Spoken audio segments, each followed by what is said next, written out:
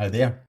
Today I'm here with Samuel Colvin. Samuel is known for creating Pydantic, and I'm very excited to talk to you. He's currently based in London, the same time zone as me. How is it going, Samuel? Yeah, it's good. It's good. Yeah, nice to meet you. Thank you for taking the time. Yeah, as I said, you are the creator of Pydantic, which is a data validation library for Python. Could you give us a brief overview of what it is and how it compares to like things like data classes or MyPy or TY, which was released quite recently? Yeah, absolutely. So, well, Pydantic now does a whole bunch of things that goes beyond just data validation. But if we talk about Pydantic validation, the original library started life way back in 2017 as an experiment. Really, type hints had just come out in Python, and but obviously it's very weird that type hints don't do anything at runtime. If you were like thinking from first principles early on in your software development training, you would expect that these variables that you have in the code would be enforced at runtime. It would be some kind of error to initialize a data class where it says name is a string with name as a number. But because of Python's history and because of how typing is gradual and it's fundamentally an untyped language with static typing on top, we types don't do anything at runtime in general. But unlike in TypeScript, those types are accessible at runtime, as in within the code. As you're running Python code, you can go and access the dunder annotations attribute of a class, and you can access the raw annotations. And therefore, if you write enough code, you can go and enforce them. You can enforce that the name field is a string and that the date of birth field is a date. And so effectively, that's what Pydantic does. The other big difference is to some of the other validation libraries is we will do coercion. So if you give us the string 123 to an integer field, we will coerce it to 123. But we'll also coerce a string of an ISO 8601 date into a date object. Now, it turns out that in some cases is very, very important because lots of formats where we receive data like JSON or environment variables or URL parameters only have a limited subset of types. So JSON can have strings, integers, floats, but it can't have date objects. Environment variables or URL arguments can only be strings. And so we need that coercion to be able to construct types properly. On top of the pure validation, we have advanced control over serialization. So going back from a Pydantic model to JSON or to a dict. And also we can generate stuff like JSON schema. And I suppose it's like those three components together that mean Pydantic is so widely used, both in general development and in AI stuff. Got it. You mentioned the type annotations are accessible with the dunder values in Python. And if I remember correctly, there was a PEP, like a Python enhancement protocol or proposal, that put that in danger. Long ago, there was some discussion in Python 3.7 that the attributes would still be available, but they would be always strings. And for the most part, that's fine because you can convert from a string if it's like the string int to the integer type. But there are some situations, in particular with advanced closures, where you need the cell reference done properly from Python to access what the annotation is. And so there was some discussions about changing how Python works. There was some back and forth, and we ended up Python didn't change it that way. So we now have a new way of basically getting the overheads of type annotations without removing the overhead of type annotations without losing the functionality. So what is that new way? Very complicated for the most part. It doesn't matter. Fundamentally, closures are stored as a closure and so as a function so that you can access them by calling that function. Vast majority of Python code doesn't change, but we do some clever stuff in the background to be able to define them. So one of the big problems is that if you want to access, let's say I have a data class and I want to access the type of that data class during its definition, then that data class type does not exist yet. And so I cannot have access to it while I'm defining it. So if they had just become strings, then all of that stuff goes away. The closure solution effectively allows me to, when I come and call that function, I can get access to that annotation when I come to call it, but when I just define it in code, I don't have to do any like nasty putting strings around the type annotation to work around this problem. Got it. So basically, Pydantic is like the wrapper around all these glue code that you need to access those values, and you use full stop with that? I think we do an awful lot more than that now. As in, so today, Pydantic is like 40,000 lines of Rust in the core, and then I don't know how many lines of Python code to do the like converting it. So fundamentally, it's a like very fast, optimized validation and coercion library in Rust, which is generally populated from Python type annotations. Yeah. Can you recall the moment where you said, okay, enough pain, I need to create a Python library for that?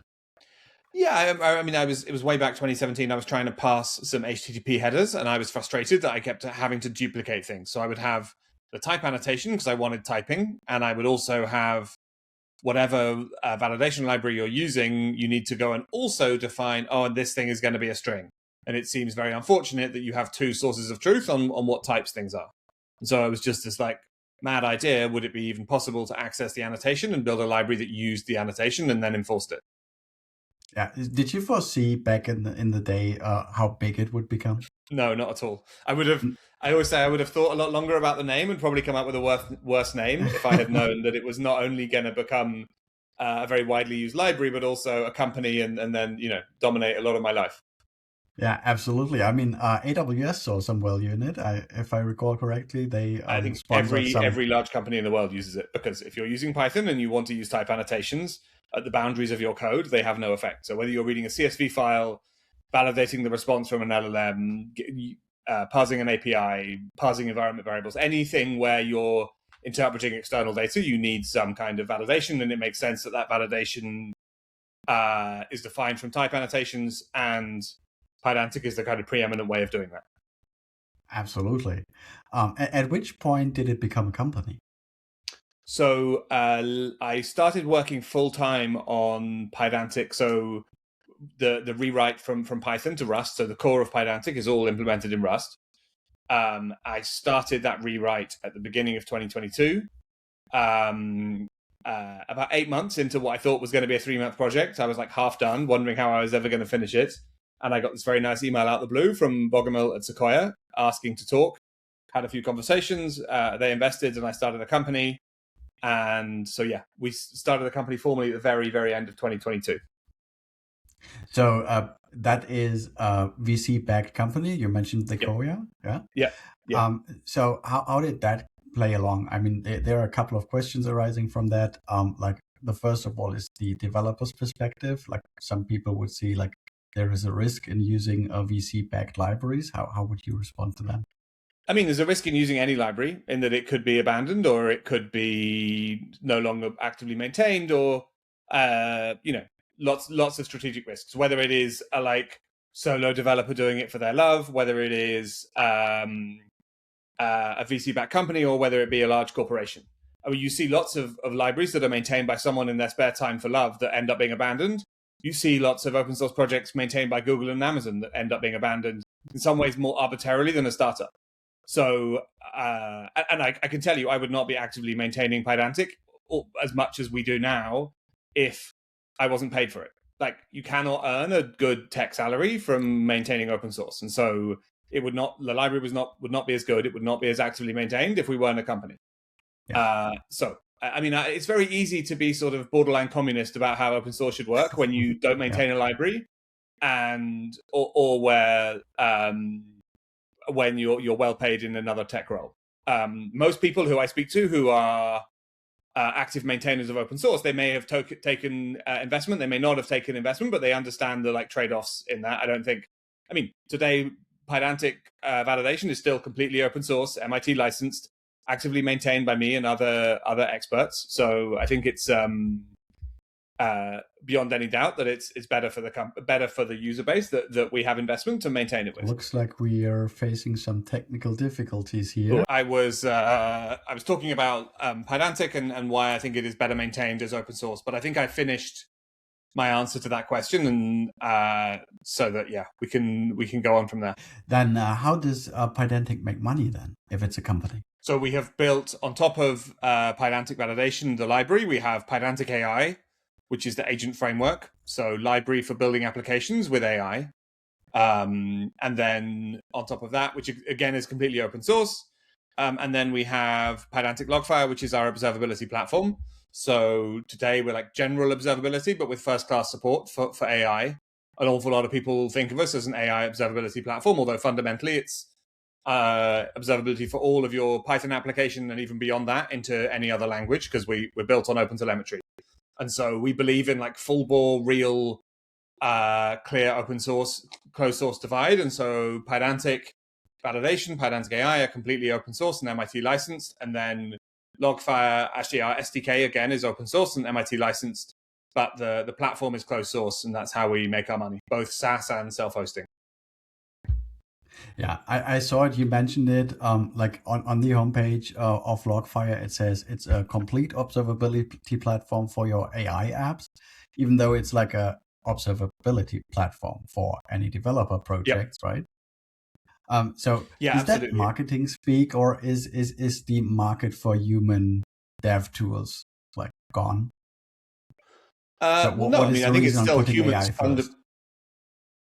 So I think it is humans who are still building these applications. But I think more and more we see our market as for like where people buy Logfire is for AI applications. I think for a large part that is because what new applications are people building in Python? Most of them are Gen AI, as in it's fairly rare today that you're going and building a new application and there's no AI involved at all, either in the development side or within your application. Yeah, totally fine. I want to come back a little bit to the VC backing of Pydantic. So if you're like a developer creating a library or some kind of dev tool, what would your advice be? Like actively seeking out VC, or just waiting for VC to contact you? I think it's been great. I mean, obviously, or maybe there is also a place for bootstrapping. Yeah, and I ran a bootstrap business before, and I see the advantages of both.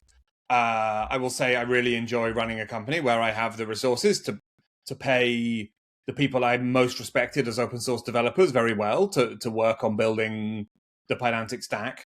I'm very lucky. I have Sequoia as an investor, who are both one of the best known VCs, perhaps the best known VC, but also have been great. Bogomil in particular have been amazing to work with. I'm not saying everyone is as lucky as me in terms of the experience they have with investors, but I suppose I'll say I've had it as good as it comes in terms of the investors I've had. But I would thoroughly recommend it if you get the experience I've had. Yeah, it's awesome. I think that there are lots of people now who go and build open source expecting to be able to get VC investment a few weeks or months later. And some of them get lucky and that works out. And some of them are probably disappointed. People ask always, why does Pydantic have 500 million downloads a month? How did you do that with your VC-backed company? And it's because I ran it for 5 years before that happened, right? We have this enormous foundation of how everyone uses Pydantic. And you cannot get 5 years of market penetration or 5 years of experience overnight. So I think absolutely, while I would encourage people to take VC money, I think it's not a question. It's more people building open source for the sake of VC than people starting off with open source and then wondering about VC most of the time. Yeah. So apart from getting the money from Sequoia, what else do they contribute to the success of the company?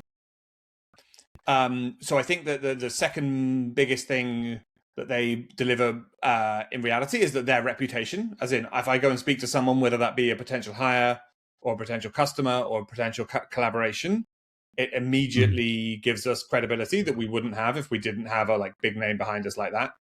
And then I think the third thing is having the advice of someone who's an expert in the market, like Bogomil, is incredibly valuable. Who wants the same outcomes as we want. That's very useful. Yeah, got it. And I know your answer might be biased because you are building a Python library, actually. But what is the state of Python these days? Because it seems like everyone is talking about TypeScript. Python is losing a little bit of traction, gaining in other areas some. So what is your take on that? I think that there are some people in the TypeScript space who would like to say that Python is losing market share. The quantitative evidence is to the contrary. If you look at download numbers, I think if you take, for example, the OpenAI SDK in Python and TypeScript, that company has no particular affiliation with one of those languages. So it seems like a good neutral comparison. I think that the Python SDK has 4x more downloads than the TypeScript one. So all things being equal, ballpark, Python is 4 times more widely used in AI than TypeScript. There's an awful lot of like hype monkeys of Silicon Valley who came from being front-end hype monkeys and moved into being AI hype monkeys because that's where the money was. No one gives a damn about which web framework I'm going to use or which front-end framework I'm going to use. So instead, they like bike shed about which agent framework I'm going to use in TypeScript. I think for the most part, it is that is not a technical choice. That's what they knew. I mean, my take it. Look, TypeScript's a great language. I have an awful lot of respect for it. I use it. I enjoy writing it. The problem with TypeScript is not the language; it's the people. It is incredibly hard to find good TypeScript developers, and many of the people shrilling for why TypeScript is better are technical charlatans whose opinions I don't particularly want to listen to. And whereas there's an awful lot of credible, decent people building in Python. If you look at one of the lesser known or less obvious, less discussed, but I think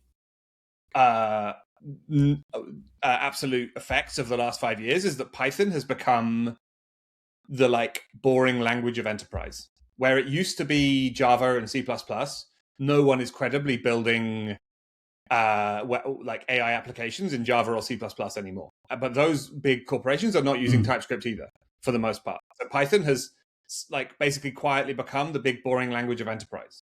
That means it's incredibly valuable. It affects all of our lives a lot every day, but perhaps it's not as sexy as the latest thing happening in JavaScript. But it has a great community to it. Yeah. No, and look, I think that the situation in Python is only getting better, right? As in obviously the biggest change to the Python landscape over the last few years has been the stuff Astral have done, Rough, then UV, and now TY. I think, I'm biased, but I think what Pydantic has done in terms of our corner of how people build with Python has been pretty influential. I think that the FFI interface in Python is still indisputably better than it is in TypeScript, and so we get to go and implement bits in Rust or in C. And NumPy again is there is no equivalent of NumPy in the JavaScript TypeScript ecosystem by popularity. Yeah. Absolutely. Yes, you mentioned Astral. So what they are doing and what Pydantic is doing as well is building their backend in Rust.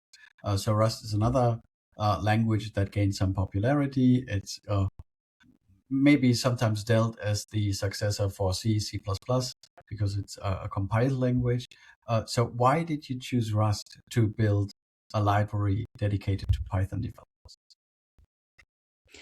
Well, we wanted performance improvements and finer grained control, which you get in Rust. So it's not just performance, but although performance is obviously a big factor. So one of the nice things about Rust, not nice when you're just trying to hack something together, but nice when you're trying to build a library, is that you are forced to catch effectively every error that something might raise.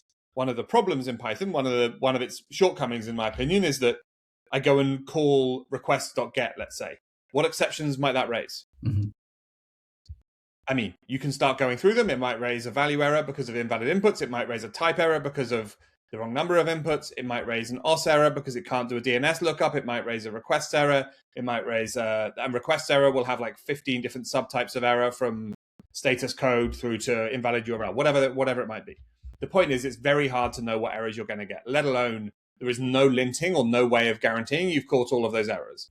If you're writing a nice script, that doesn't matter. Maybe you put try accept all exceptions around request.get. Catching all exceptions is probably bad, but you get the idea. You can probably sort it out. But where you're building a validation library like Pydantic, where you want to be very specific about the exact behavior in the case of every error, Rust allows you to do that. You have to go and catch every error, or worst, put the question mark on the end and propagate that error But even then, the error has to be, has to implement the into trait for the error on that particular function. So you're forced to go and process every error, and that's very, very valuable. And of course, the performance is the other big one. So Pydantic, if you're like parsing an HTTP request, probably it doesn't matter. Any realistic schema, even with Pydantic v1 or the libraries that predate it, you're probably going to do the validation in under 1 millisecond. If you're caring about the user's end experience, 1 extra millisecond doesn't make any difference. Maybe now you use Pydantic v2, you've got that down to like hundreds of microseconds. Great. But when you're going to go and use one of these libraries for parsing millions of rows of a CSV file or a Parquet file, now you really care about the performance. And the only way to get that performance with flexibility in Python is through implementing it in a lower level language. The only 3 candidates for that are C, C++, and Rust. And the Boost bindings for Python and the C++ bindings for Python are not that well maintained anymore. I think all of the work is going into Rust. I think there isn't much debate. You think about how Rust is the only language other than C that's allowed in the Linux kernel. Sure, there will be C++ fans who say C++ is a better option, but for the most part, I think that there is a good consensus that Rust is the spiritual successor to C. And I, for one, don't want to write that much C. And then the other bit of that is C is not considered, it's not a type-safe language. And we have had enough examples of memory errors in Python, in tech, that we know it's a bad idea to go and implement complex libraries in C, unless they are going to be very, very heavily reviewed and read, both run and then reviewed by people. So Python itself has a bunch of C. That's not ideal. I think it would be better if Python was implemented in a language like Rust, but the fact is it's in C, but it's been heavily enough used that we can be reasonably confident we're not going to have a memory error. Pydantic, on the other hand, sure, now maybe we used enough that if we were implemented in C, people would have some confidence, but I wouldn't want to maintain a library like that where I was relying on my expertise to avoid memory errors. So I use Rust, and I don't have to worry effectively about that case of errors. Yeah. So basically, you are left with Rust if you prefer like a modern language. Is it because Rust is the only modern language that has bindings to Python that it would allow for such things? Is there any particular reason why other languages, for example, Go, wouldn't have those bindings? Is that like a community consensus, or is there any technical limitations to it? I don't know enough about the internals of Go to know whether it would be possible. Go is a garbage collected language, and I think that would be hard to integrate with the garbage collector of Python. But also the performance of Go is not going to match the performance of Rust. Ultimately, you're going to get assembly out of Rust that is on a par with what you get with C. Some cases where that won't be the case, but for the most part, you can make that assumption. Again, I would use the Linux kernel as another comparison, right? No other language has been allowed into the Linux kernel apart from C until Rust came along, where I think there is a belief that it is stable, that it has the right design decisions. It ultimately emits the right kind of assembly code that we can allow it into the Linux kernel. And that is why the Pyo3 project, to allow you to build Python extensions in Rust, is so actively maintained and so well respected. And there's lots of community support around it, but there's also big organizations like Goldman Sachs who are building a lot of stuff for Python in Rust using Pyo3 because there is a consensus that it's the best option today. Yeah, absolutely. Got it. I want to quickly circle back about like the history of Pydantic a little bit, like from the perspective of community. You mentioned it briefly. It took 5 years to build that reputation, to build that rate of adoption. So if someone's building an open source library, what would your advice be for like making your product or your library popular? I think the first thing is it's a marathon, not a sprint. It's very easy to think I've been working on something for a week and it's in a good state, and why don't other people just go and adopt it? But if you put yourself in the mindset of even you, when you're using someone else's library, you just want it to just work, and you want it to carry on being around in 5 years' time or 10 years' time, let alone if you get into a big enterprise where those longevity concerns, those security concerns are only heightened. And so building a library that has trust, that really gets widespread adoption, is not something that happens overnight. Even with AI, even if you could, in theory, spit out the perfect library that does some task perfectly, people are rightly going to be suspicious. If it hasn't been around for that long, how much longer is it going to, how long is it going to be around? And so I think the first thing you have to accept is that there is no shortcut to building the credibility of that. I mean, as someone who's built one of those libraries, I find it's slightly quicker, but we released Pydantic AI a year ago. We've seen extraordinary fast adoption, I think, but we're still, we have to accept that fundamentally we're still early. I think the other things around that space that can build trust are things like going to version 1 at a reasonable time, so not too early, but also not too late. And then caring about avoiding breaking changes. I know we made some breaking changes in Pydantic v2, but at least we followed SEMVer.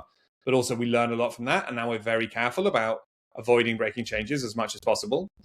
But I also think, I think it comes down to that longevity piece, which often involves build the thing you want to use, build the thing that you're happy to care, that you're prepared to care about again in 5 or 10 years time. Because if it's you're going to maintain this thing for longer than the average marriage if it really succeeds, and so you've got to care about it. And I think this idea, sure, there are situations where you can go and get a whole lot of stars on GitHub and get a whole lot of traction and a whole lot of ego boost pretty quickly, but that's not the same as building a foundational part of the Python ecosystem. Love that perspective. That's what libraries come down to eventually. So how did you do it? Did you post it on Hacker News every other week, or did you cold reach out to people or companies saying, hey, I've built that thing, want to try it? Or how did it work for you? I've never cold reached out to a company over an open source, and I don't think I've ever adopted an open source where people have cold reached out to me saying, please try my open source. I understand why that is something that might seem tempting, and I suppose in the era of more and more financial open source, it makes sense, but it's not the way I work, at least. I posted it on Hacker News. It got a bunch more traction then than I think anything else I've posted immediately, as in I was lucky it got picked up very early on. But the adoption was relatively slow, at least relative to today, right and through until the beginning of 2021. I think one of the big things that happened was my friend Sebastian, Fast API, Sebastian Ramirez, picked up Pydantic and used it in Fast API in, I'm going to say 2019, I think. Maybe it was the end of 2018, but sometime around then. Okay. That probably, although that has always represented a relatively small percentage of our downloads, it probably is how a lot of people found out about Pydantic. Fast API is massively popular in terms of eyeballs, obviously, and in usage as well. And so, that was how a lot of people probably found out about it. But earlier on, I don't know. I think people were interested in I was right time, right place. I think that was part of it. Type annotations were coming along. We were the first people to do this. We did it well enough. I think I made some pragmatic engineering decisions, like the coercion, which lots of people would say was technically not validation and was not technically correct, but is incredibly useful in many scenarios. Got it. So, and what would be the next steps for Pydantic and Logfire and the whole ecosystem that you've built with that? We're still actively working on Pydantic validation. So we have late materialization. So basically the data stays as Rust types until you access the attribute. That should come in the next minor release, which we will put that behind a new type called struct. Again, we care a lot about not breaking changes, so we will have struct will come alongside base model, and we'll give another, hopefully 3x in performance improvement.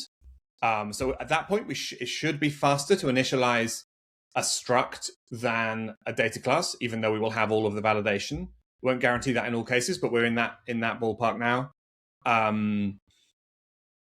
We're going to make a few tweaks to Pydantic to improve the error messages, for example, because we know an awful lot of the errors end up being passed to an LLM. So we're going to be a little bit more explicit, make them easier for developers and easier for LLMs. And then in terms of the rest of the stuff, Pydantic AI, we have a really exciting, that library is moving very, very fast. Lots of exciting stuff coming up. Some of the stuff I'm most excited about is the JEPA integration for prompt and agent optimization.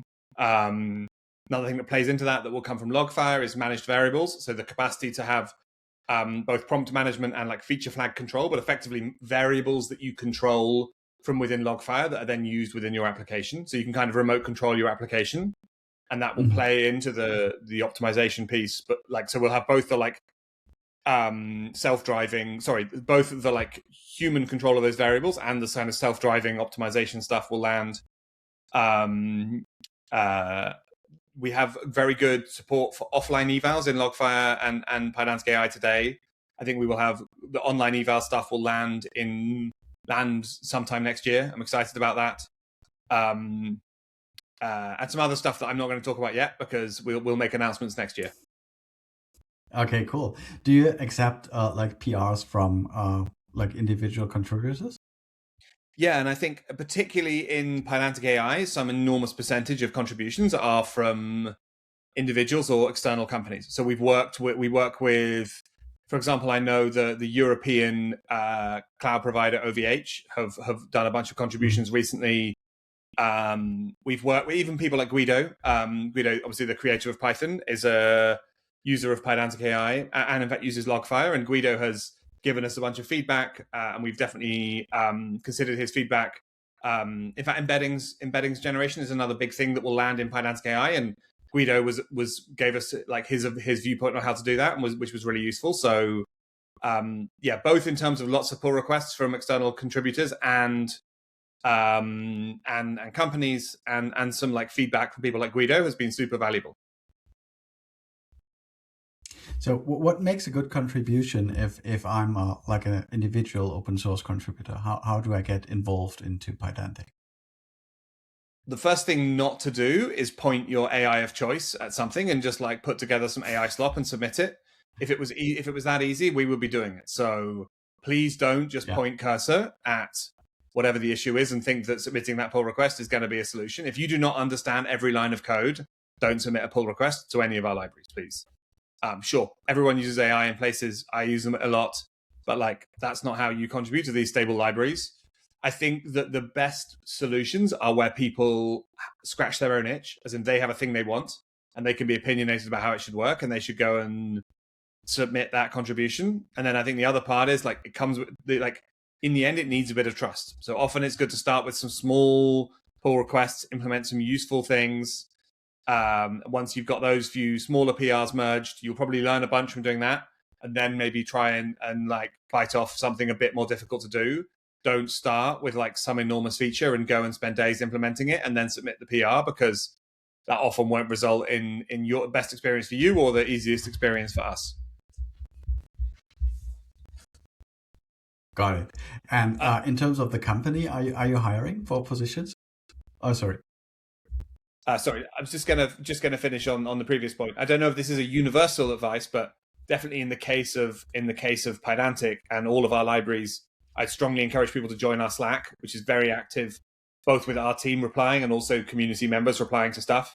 And if you're wondering about submitting a pull request, probably the first step is join the Slack and ask a question and say, "Shall I submit this?" And we should get a reply. I know. And I would try that on any project big enough to have some kind of chat interface, because sure, if you don't get a reply, so be it. But if you do get a reply, that'll be super helpful. I think you asked about whether or not we were hiring. We are hiring. I think we might actually. So we were hiring for someone to work on Pydantic AI on the open source at the moment. I think we actually have someone. I'm not on top of that piece of hiring, so I think we might have someone for that role. Also hiring for a kind of designer cross with front-end developer. Again, I think we may have someone for that role in the later stages of interviewing. But like I would keep watching our socials and our careers page, because we're hiring fairly regularly. Okay, what would be an outstanding resume for you? What would be an ideal candidate?